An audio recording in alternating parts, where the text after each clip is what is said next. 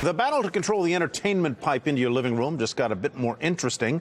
Microsoft's Xbox announcing some landmark news today as it moves into the media business. It's time for a new generation of Xbox! And now, Microsoft wants to appeal to more than just gamers. It can also control your TV and cable box and everything from your movies to video conferencing on Skype to doing all kinds of things. Casual gaming, television, social, music, and video. The game console will transform into a next-generation entertainment hub For both gamers and non-gamers alike. What if I told you that going forward, our competition is not going to be Sony and Nintendo, but television and media? Oh, God. There's a new contender in the video game wars. Xbox is going to be the future. Truly the future of video games. Xbox. Taking over the living room. Limitless, connected digital entertainment. You guys never understood. The company is going to face fierce competition. Sniper!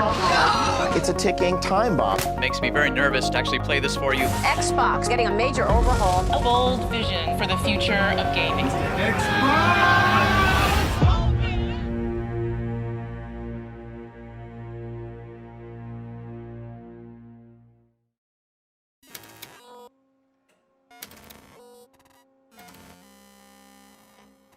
On May 21st, Microsoft will unveil its latest Xbox system. Xbox has been the best-selling gaming console for 27 consecutive months. We're expecting a slew of entertainment options, including possibly taking over your cable box and also delivering web content in easy and attractive ways. It was exciting to think about what a single-purpose, dedicated entertainment console could be.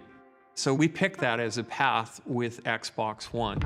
We wanted a broad device that touched all parts of gaming and entertainment. Come on, put your hands in. We wanted to bring new audiences into Xbox. People that were outside of what traditionally was thought of as our core gaming audience. That was really the intent at the time. Within the company, there's always a sense of do more and grow, but I think Dawn was looking for like, what's that next big leap after Connect? And I think there was a sense that TV could be that thing. Microsoft's gaming platform is becoming a true entertainment hub. It just announced that for the first time, people are using the Xbox more for entertainment, TV, movies, and music, than for playing video games. Having our team think not only about gaming, but television, movies, stories that lived inside our gaming community was something that I believed in. Okay, this is an interesting idea. Microsoft's gonna get behind linear entertainment as well. Xbox Entertainment Studios. The idea was to take Xbox the brand from gaming to Xbox the brand as entertainment. Movies, music, television. There's gonna be a number of documentaries. We all had big eyes for that. It's like, whoa, we're gonna go Hollywood now. And action.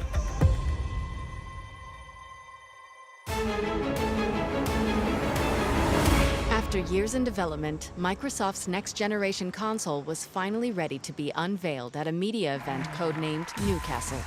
Coming off the success of the Xbox 360, expectations were through the roof. Good morning, everyone. On behalf of the entire team, we're thrilled to unveil the ultimate all-in-one home entertainment system. We did a stream from around the world and invited a bunch of media and influencers up to watch. We gathered everybody into the conference room. We have it streaming on our television. We're all really excited. Team Xbox is on a new mission to become the all-in-one system for every living room, the place where your games, TV, and entertainment come alive. We're driven to build a future-proof system that brings together the cloud, smart devices, new content. We are really excited to bring the world of Halo to Xbox as a premium television series. We're sitting there listening to it the whole time. And I remember one of our engineers said, like, they're not even talking about any of the games yet. Are they gonna talk about games? With Kinect, we made you the controller. This is human control for a human experience. It was all about entertainment, even a partnership with Steven Spielberg, and they showed a TV guide at the reveal event. I mean, that was really like the vision. This is the beginning of truly intelligent TV. Xbox, watch TV. You said television. We wanted to hear video games. You know, we showed a few games, but core gamers were left unsatisfied. We're all in the green room, and as each person would get off stage, you know, the execs in the room would ask what the pulse is on social, and it was not good. This is not going well. This is not going well at all. I am really, really disappointed. I think I'm gonna go into mourning now. That's how I feel about you, Xbox One. There were hypercuts released minutes after the initial unveiling of the Xbox. Watch TV. TV remote. TV, TV. Television, television, TV, Television, television. That was not the right way to unveil the next generation of gaming.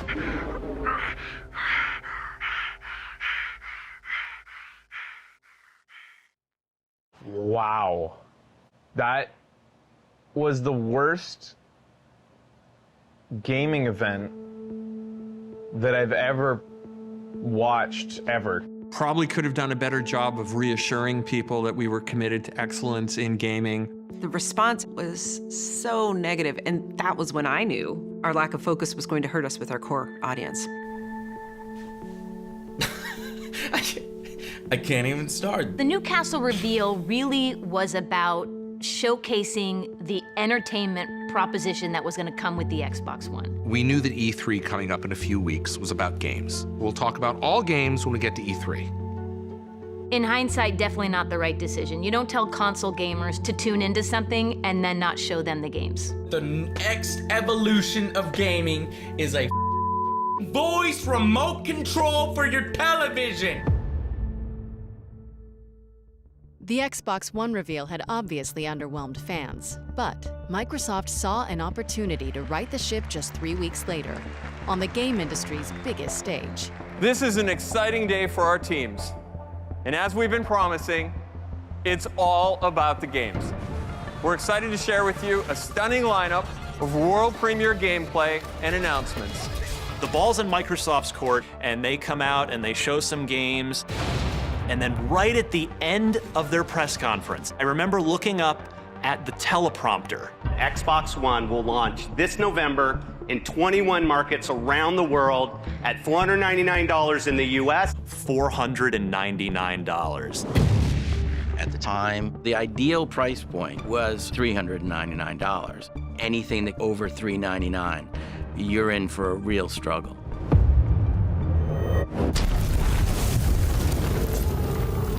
The issue was that with Xbox One, Don's view was the new Kinect was going to be required as part of the box. So it was no longer just a peripheral, like the original Kinect. Now you were going to be forced to buy one. This is a terrible mistake, a huge mistake. It definitely caused a disconnect. Why are you charging me more money? I don't want this. Kinect had so much promise. It just wasn't ever going to be a thing that hardcore gamers wanted. Especially when it upped the price by $100.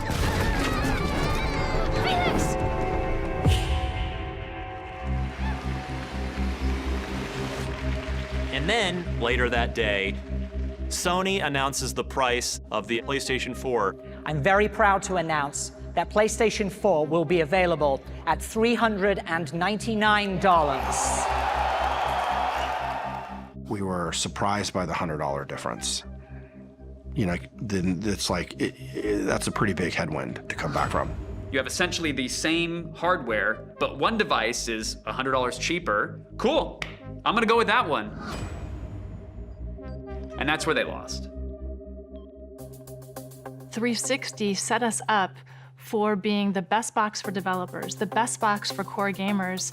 And we then flipped it around and said, this isn't a dev box, this isn't a core gaming box, this is an entertainment device. People didn't know what to think, they were just confused. You know, they wanted to push into this digital future. The idea was all connected all the time. The console would have to be able to check in with Microsoft servers or else the games wouldn't work. Your content is available and it's stored in the cloud. There were going to be benefits to this, but Microsoft did a bad job of messaging those benefits. You don't always have to be connected, but for a lot of things like multiplayer gaming, for streaming content from the internet, you're going to need an internet connection. That's the world we live in.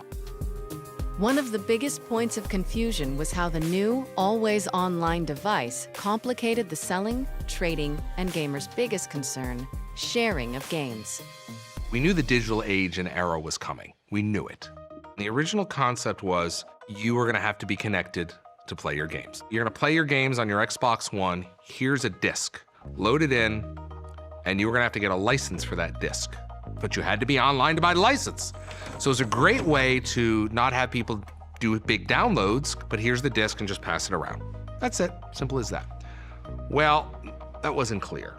Seems like every single outlet got a slightly different statement on used games. Yep. You can't share games between friends. You don't own the game you're buying. Yeah. Don't pretend like you own this thing that you just paid for. And then stuff got really ugly. Sony came out, guns blazing, with the immediate response to the Xbox One. This is how you share your games on PS4.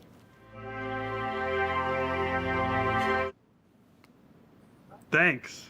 One person just hands another person a disc, because you weren't going to be able to do that with this always online Xbox One. Your game is your game. You own it. You can sell it. You can trade it in. That was that was brutal.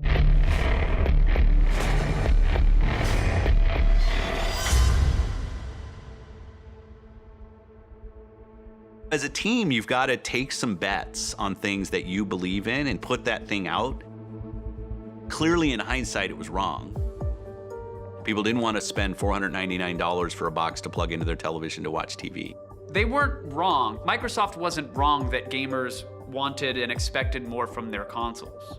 Absolutely. In fact, it was Microsoft's fault, if anything. They were too far ahead of where their users thought they should be. And there was this whole backlash that they didn't expect. In 2013, the world wasn't ready for it. We got pushback from consumers, for some journalists, questioning whether we'd made the right choice as a company. It was a valid criticism, but it was a very binary choice, and we chose to bet on online. It was a dark, dark, dark, dark moment for us, and very, very, very painful.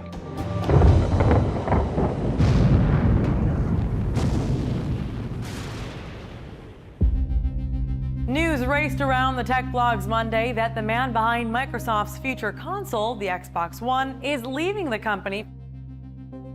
I wish that I would have had an opportunity to stay to execute on the vision and the capabilities that the team had created. But I ended up in the summertime announcing that I was going to be leaving.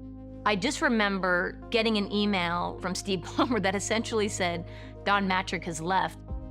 I think we all just sort of looked at each other and were like, okay, so what happens now? There was no fear, no failure. But the rules have changed.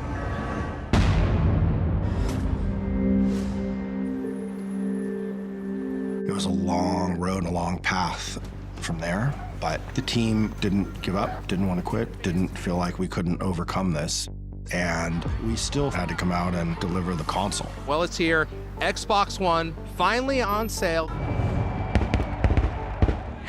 We had a lineup of people at the launch event. People were excited about it. We had kind of an early signal that maybe things are okay. The NPD Group has revealed that Xbox One led console sales in December, and with its $500 price point, the Xbox One led annual hardware sales on a dollars basis. But by April, we were outsold 6 or 7 to 1 in the market, maybe 8 to 1.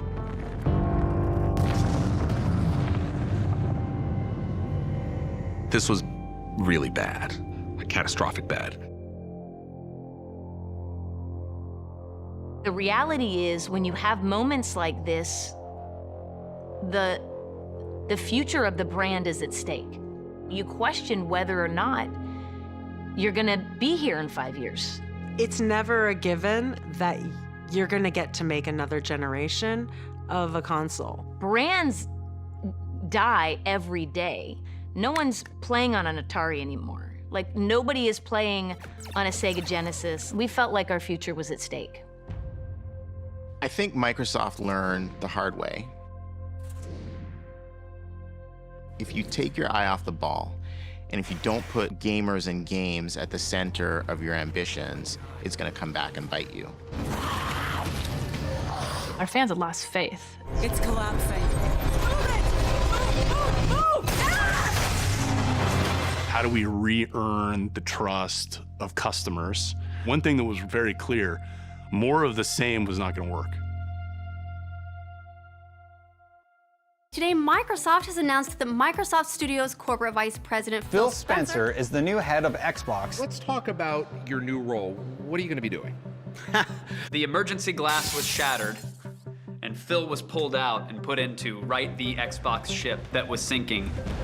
He was there early days, studied under Ed Fries, so he knew exactly what made the original Xbox work. He was a gamer, but he was also a longtime Microsoft guy, so he's sort of the perfect hybrid. He is a proxy for gamers. They believe in Phil. I play lots of games with Phil on weekends and evenings, and he's always thinking about the player first. Having someone lead the platform who comes from that place. It was a big turning point for us. We needed somebody that could lead us, that we trusted. We cared about the team.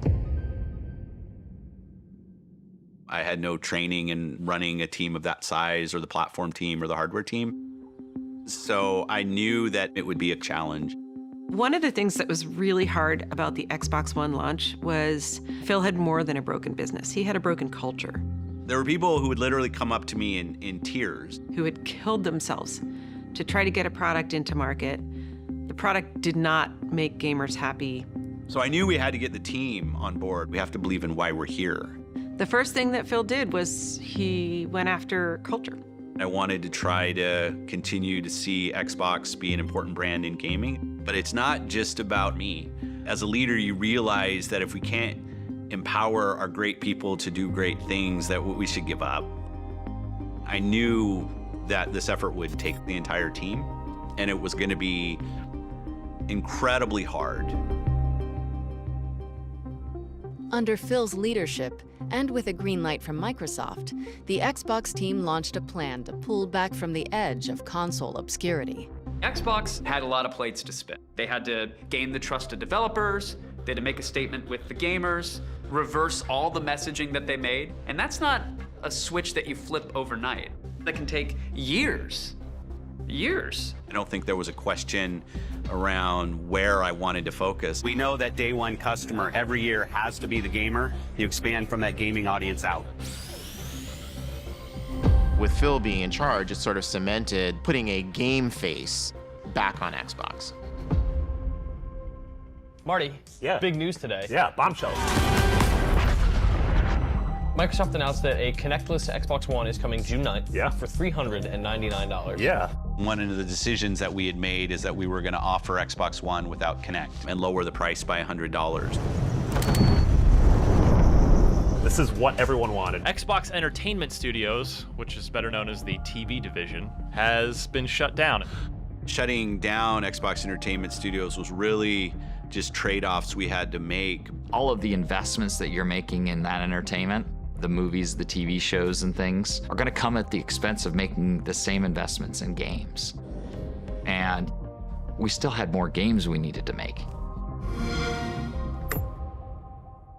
Microsoft has announced a new platform for independent developers looking to bring their games to Xbox One. Game content is the thing that's going to drive our success as much as anything else that we do. We needed external independent developers to be successful on our platform. Independent developers have fundamentally changed the way we play games this generation. The smartest move that Microsoft made was they took Chris Charla, who was a developer, and said, we're going to allow self-publishing, and this is the guy who's going to really help that. Players don't care if it's from a big company or a single person. They just want to play fun games. And our job as a platform holder is to make that happen. This is a guy who was a developer, smart guy. He understands the community. He's been there himself. He was great in that role. Major League Baseball publishes a baseball game through the ID at Xbox program. Fortnite from Epic came through the ID at Xbox program. We have the ability to get, our small, cool little ideas up on the big screen. It's just an amazing experience that none of us really saw coming. Back when Microsoft said Phil's going to be in charge, our faith went way up that things were going to change, and then right away they did. And then when Microsoft showed that they were making these moves, you were like, this has all the opportunities to really go the right way, but the gamers were still upset. And you're like, well, look, it's a big ship, but the changes they just made, give them a chance. While lowering the price of Xbox One and reprioritizing developers were major steps towards getting back into the good graces of gamers, a desire to enlist an entirely new generation of players inspired Xbox to go somewhere it had never been before. Let's go to a place where everything is made of blocks, where the only limit is your imagination. The team said how many kids have their first experience with any video game with mom or dad's cell phone in the back seat playing Minecraft. The company best known for Windows and word processors will pay $2.5 billion for Swedish game developer Mojang. That is the company behind the wildly successful, ever-popular Minecraft game. No, they're gonna mess it up! Right after the acquisition, all of the public perception when you read about it in the press was that evil Microsoft was gonna come ruin Minecraft. Can Microsoft keep its hands off Minecraft and just keep that pure experience? There was an assumption, again, that old console war thinking, that Microsoft would pull it off of any platforms that weren't Windows or Xbox. And there certainly could have been a decision that, look, we just paid a bunch of money for this game. We needed to go help Xbox. So from now on, the only place you're going to be able to play Minecraft is on Xbox. There's got to be something bigger going on here. But I'm grateful that Phil Spencer understood that what we had was a cultural phenomenon, and what we had acquired almost as much as a game was the community that came with it. Go Red The world is changing, and the idea that limiting the places where people can experience your games is not always right. Whether you're playing on an Xbox, PlayStation, an Android, iOS device, our goal is to continue to evolve and innovate with Minecraft across all those platforms. The decision to make Minecraft accessible across all platforms surprised the industry. But Xbox had something on the horizon that would upend it. Wondering what's going on, eh? Wonderful.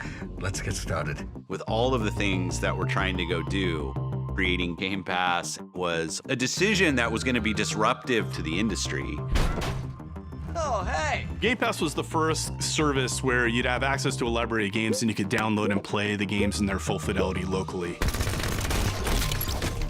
We heard from people who said buying multiple $70 games is actually just economically not possible.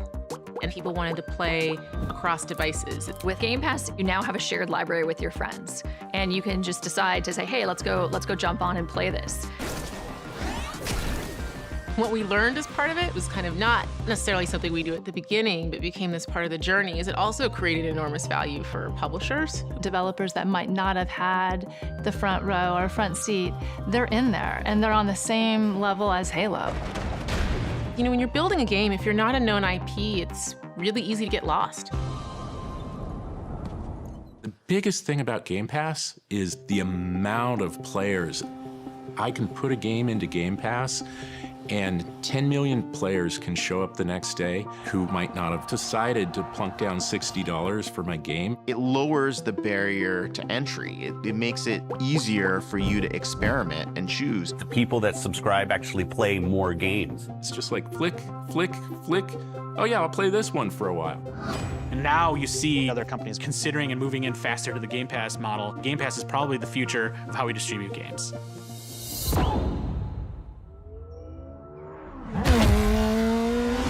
Game Pass revolutionized the landscape of video gaming. But in order to get the most out of the tsunami of new content they were providing, Xbox knew it was time to up the ante. When we launched the original Xbox, we had this tagline. There's no power greater than X. And we were the most powerful. And we owned that. That's what our gamers expected from us. That's what we had delivered early on. We were always the most powerful console. And we lost that with Xbox One. As we thought about broadening what the Xbox One did, we had sort of lost sight of, first and foremost, this is a gaming machine. The PlayStation 4 was a technically superior experience. You know, one friend tells his friends, hey, it's better on PlayStation 4, you should play it over there, and that just spreads. You know, if we were a car company, we always made the fastest car, and that's what our brand was. But for us to get back to what we were always about, we needed a console that would be more powerful than any other console.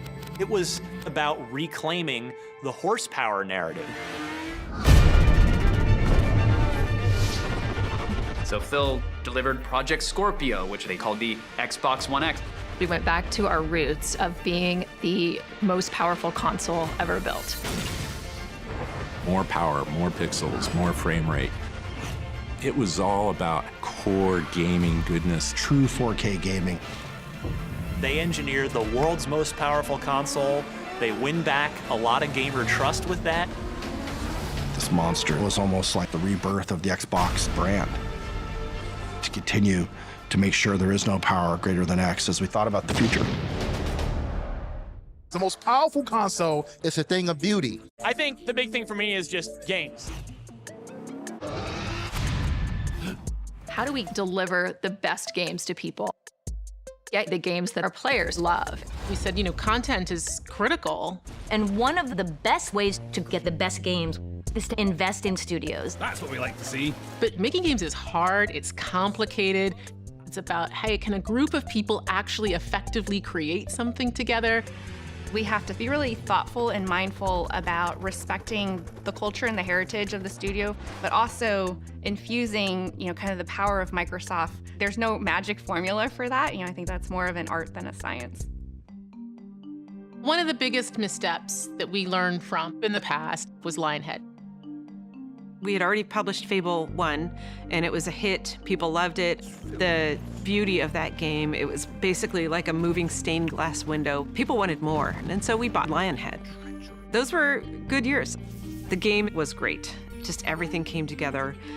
But after Fable 2, Connect came along, and the Fable Connect marriage just never really took. And then Fable Journey was a passion project for a lot of people, but I think it deviated pretty significantly from the pillars of what made Fable 1 and 2 so popular. There's some very, very sad news coming out of Microsoft today. So they're shutting down Fable developer Lionhead Studios. We acquired Lionhead in 2006, shut it down in 2016.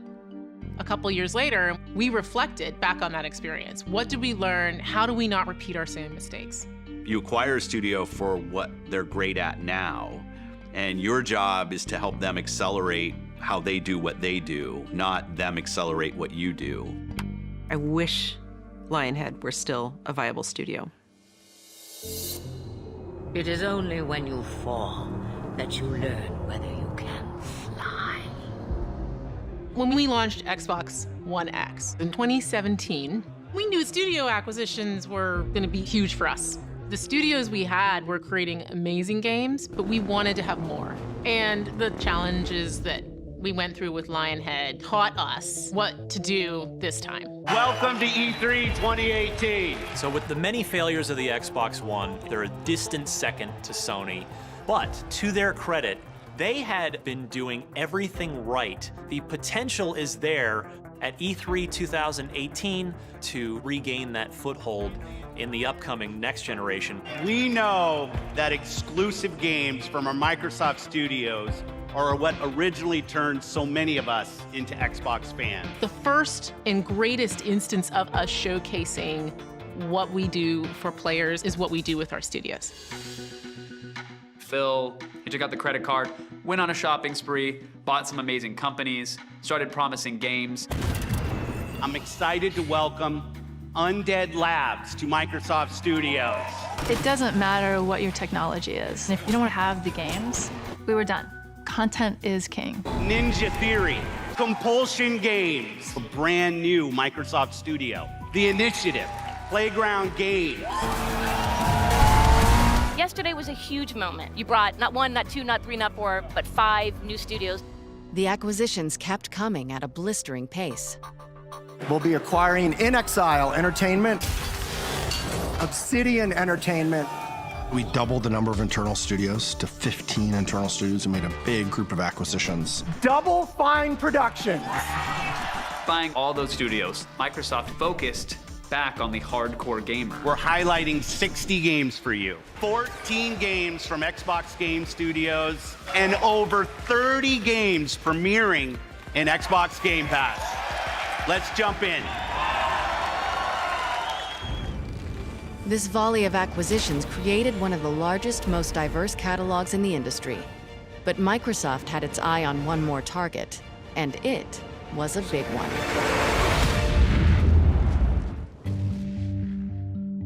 We're really delighted to reach this agreement with ZeniMax and bring Bethesda into the Microsoft family. The move adds 8 more studios to Xbox's first-party portfolio, including Bethesda Game Studios, id Software, Arcane, Machine Games, Tango Gameworks, and more. What you really see us doing is broadening the opportunity for people to participate in what is one of the world's greatest entertainment and leisure time activities. It's a game changer because it's bigger than anything else we've ever done in gaming. It's the 3rd largest acquisition in Microsoft's history, which still blows my mind. And so now more than ever, like, our commitment to games is absolute. Microsoft's commitment to keeping fans on their toes was also absolute. Good evening, everyone. Welcome to the Game Awards 2019. I'm Jeff Keighley. World premieres are a big part of this show, and you guys have a lot of expectations on the internet for things. There are lots of rumors, lots of leaks. It's pretty rare, I think, nowadays that any new tech doesn't leak and nobody knows that it's coming. And then sometimes there's surprises that come out of nowhere. Enjoy this. Let's suppose that you were able every night to dream any dream you wanted to dream. A lot of dreams. And that you could have the power. I don't think anybody saw it coming. It was something completely unexpected. Whoa, is this Elden Ring? Even the video was deliberately designed, talking about power your dreams and, the visuals of that. Let's have a surprise. BioShock? And then, wait a minute, what was that? Wait, what? I just saw a car race through, and then there's a soccer scene, and then by the time I saw Master Chief. That's Halo! Halo. That's what I want. And finally, you would dream where you are now. Seeing the streamers that were streaming and their reactions, that element of surprise is so magical and so powerful. That's it. Oh, it's Scarlet. Oh, yeah! Xbox! This is not the new Xbox console. Wait, this is not the new Xbox console. What? They're showing their new box? What the heck? For 18 years and 3 generations, we've designed Xbox consoles to power your dreams. Oh, my boy! You dog. Meet the Xbox Series X. It was nutso because I had no clue it was coming, and I was there. Our fastest, most powerful Xbox will set a new bar for performance. Games are going to look better. Games are going to play better. It is, in fact, the most powerful console you can have in your living room right now. Yes! Yes! When we talk about freedom to play, Project Scarlet is the formation of our future in cloud. Microsoft, meanwhile, launching a video game streaming service. All your games can be streamed right into your phone or your computer. The same way the original Xbox bridged the gap from early adopters with broadband, this powerful beast of a machine that can play games locally, it's also going to connect to the cloud. So it will bridge the gap between traditional in the living room local gaming and cloud-based gaming. We envision a world where you can play any game with anyone on any device. It is the next instance of what it means to game anywhere. We're streaming from data centers around the world to people's cell phones. We have thousands of people doing it in 3 continents. That's just crazy. And I'll be damned if it doesn't actually, it works. It actually works. Where are we? I'm a big believer in the technology access story of Project xCloud. Think about the way you could unlock community. One of the things we were really focused on with this generation was making Xbox available and appealing to the widest audience. I think we have some unique responsibilities to bring people from different backgrounds into the experience. And in order for us to succeed in that, we need to have the right services and content and creators building things for all kinds of players. It's about creating an opportunity for those that would not have had it otherwise. 2.5 billion people on the planet play video games today, half the connected world. And that is the scale of opportunity a company like Microsoft should go after. Being bold and making bets is part of the culture of what it means to be here. I think that's true now, and it was true from the beginning.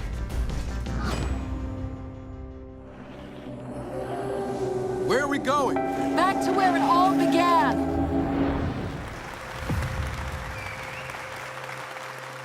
And we had some guys at Microsoft came and said, we should do a console. A Microsoft console?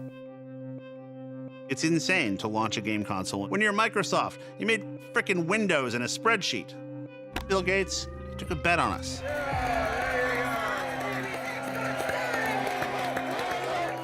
Being able to do something very different and revolutionary was where you were getting our energy from. Are you ready? If you think about where we were 20 years ago, when I first moved into the games group, my dad was horrified because gaming wasn't a career and gaming was something that nobody did. One of the most incredible things is this turning point in how gaming is viewed. That evolution of people suddenly seeing the value of the community that comes with gaming. There's a fundamental change to the way we think about human interaction. There he is. We can have deep, meaningful relationships with people a world away that we've never met in person. 11 years of playing together. 11 years. We finally see each other. Even in recent history, throughout 2020, we saw that people recognized this as a way to have a social experience in a time when we had to be distanced. The pandemic got people to rethink how they think about video games. Children can sit and play Minecraft with friends and build and create something and connect. And at the core, that's what Xbox is about. As Xbox continues to grow, I think it's going to continue to shape the future of the gaming community. It goes beyond how many units they sold. It goes beyond which generation they won or were dominant in. I think a company like Microsoft, we should stand for something more than just what place we're in. And I want Xbox to be around forever. And I want to be able to look back on it and say, we really use this opportunity to shape culture. So I'm announcing the Xbox, the future of console gaming, a whole new platform that all of you are going to take in directions that we can't even imagine. And the empowerment that comes out of this is going to be amazing. The power of X.